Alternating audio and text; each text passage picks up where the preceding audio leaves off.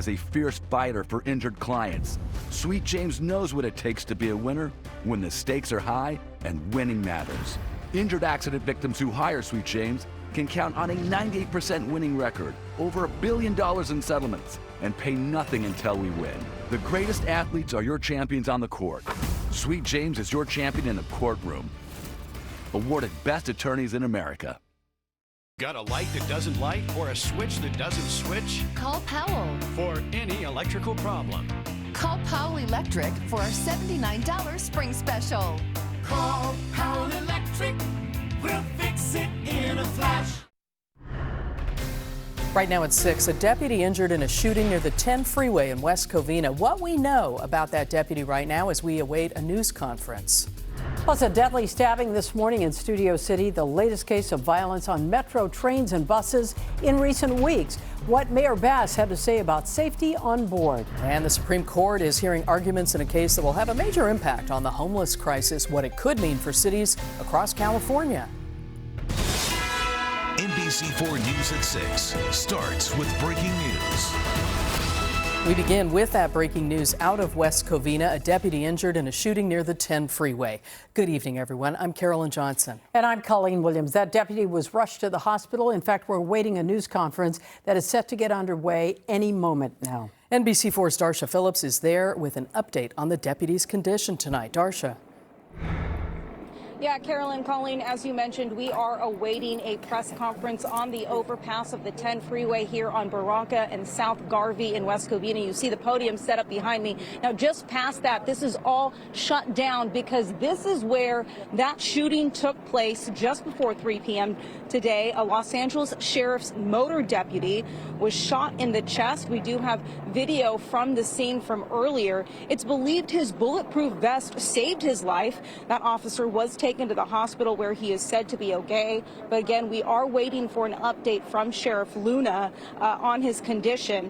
Now, there is also other video. Deputies linked the shooter to a white van and tracked him to a neighborhood in La Puente on Mangate Avenue.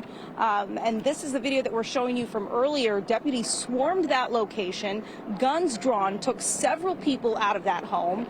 We're told one person at that location was taken into custody. Now, a third location in Claremont. This is the address the van's plates came back to. Law enforcement outside of that home as well as we speak. We, again, are waiting for an update from Sheriff Luna. If you can come back to our picture here live, the podium is set up here in West Covina, but still a lot of unanswered questions. What exactly led up to this shooting? Is any of these suspects, are there more than one suspects? Are they still outstanding? Still many questions that we are waiting to get answered. And we are told that Sheriff Luna is here on scene. He will be walking up to the podium. When that happens, we'll bring it to you live. For now, that's the latest from West Covina. I'm Darsha Phillips. We'll send it back to you guys. All right, Darsha, thank you for that. Meantime, violence continues on the metro. The latest crime, a deadly stabbing on board a train in Studio City this morning. NBC4's Alex Rosier talked safety on the metro with LA Mayor Bass today, who chairs the Metro Board. He has more on the crime and the mayor's reaction. Mayor Karen Bass is adamant that Metro is still a very safe transit system, even after the deadly stabbing this morning and several other problems in recent weeks. Around 5 this morning, police say a woman in her 40s or 50s was stabbed to death in an unprovoked attack on board a B-Line train in Studio City. There is a lot of blood at the scene. This was a horrendous attack, and it's quite frankly very tragic. Detectives say the woman and her attacker got off the train at the Universal City Station. The woman was rushed to the hospital where she died.